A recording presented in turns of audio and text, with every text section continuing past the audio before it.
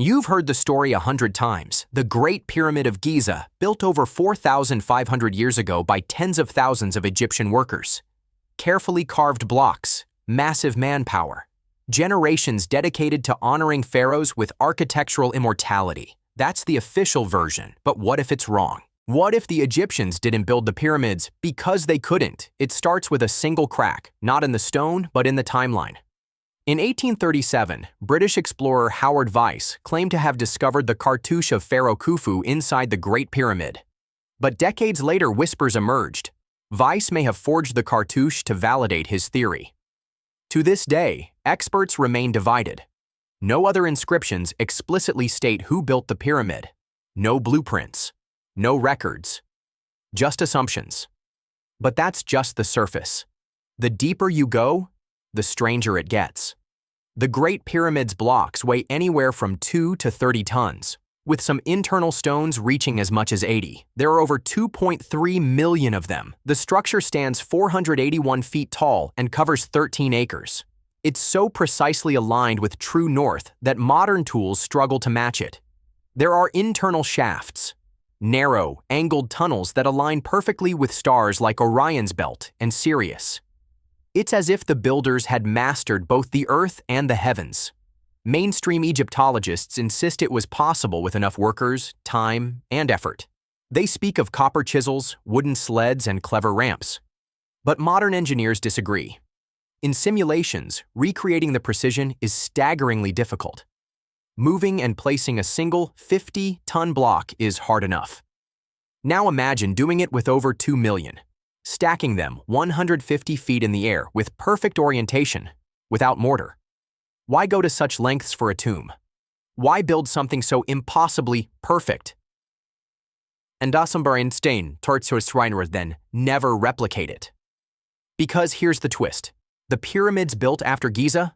They're worse. They're smaller, cruder, structurally flawed. The bent pyramid, collapsing. The step pyramid, primitive. It's as if whoever built the Great Pyramid knew something no one else ever did. And then that knowledge vanished, which raises the chilling possibility the Egyptians didn't build them, they inherited them. Let's go back even further. To 10,500 BC. Satellite images and traces of erosion indicate damage caused by water. There hasn't been significant rainfall in Giza for over 9,000 years. When you overlay Orion's Belt with the 3 pyramids, they line up, but not for today's sky. That's not a mistake. That's memory. A memory of a time before recorded history. The Egyptian civilization appears suddenly, fully formed, writing, math, architecture. Most civilizations evolve gradually, but Egypt? It's like someone hit load game. What if they didn't invent their greatness, but rediscovered it? Some call it pseudoscience. Others call it forbidden archaeology. The idea persists. A lost civilization, destroyed by cataclysm, comet, pole shift, or flood. When the survivors emerged, they passed on fragments of their knowledge. Legends turned into myths. Myths turned into religion. Atlantis. Zep-Tepi. The first time. The pyramid isn't just massive. It's encoded with math and cosmic constants. The base perimeter divided by height gives an almost perfect approximation of pi.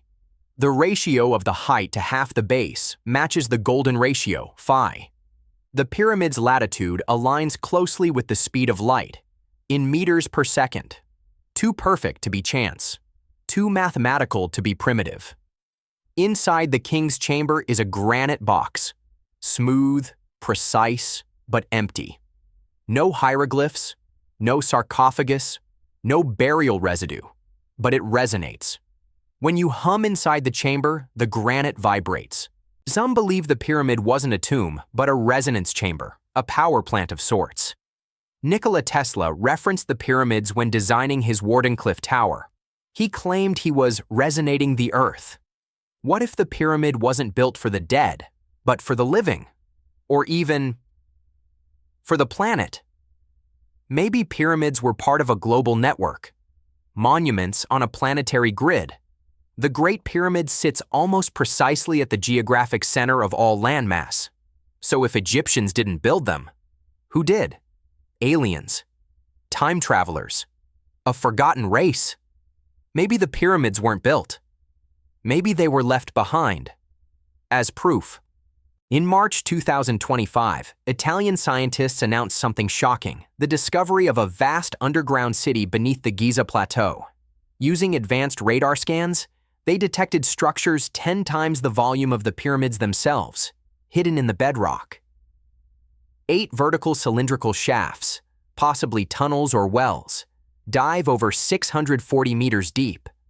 Alongside them, 2 mysterious cube-shaped objects were found, each measuring 80 meters wide, sitting at 1,200 meters below the surface. These formations aren't random. The shafts are arranged in 2 parallel rows, with descending spiral pathways curling around them. Researchers believe these spiral paths were designed as entryways to a deeper, organized underground system. Was this city meant for refuge, for ritual, or for control? The data gives no clear answer, only mystery. Some speculate it's not a city at all, but a machine. A buried device beneath the desert, dormant for millennia.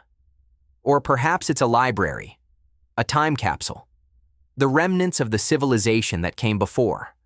Why was it hidden so deep? Why leave no records? Unless they didn't want it to be found. And what if the pyramids above were just the keys, markers of a lock far underground? What if the Great Pyramid is just the surface of something much larger, like the visible tip of an ancient iceberg? If true, everything changes. History, science, even our sense of time itself. And yet, silence. No headlines, no museum exhibits. Just a quiet report buried under academic noise. Maybe some truths are too big. Maybe the past isn't behind us, but below us.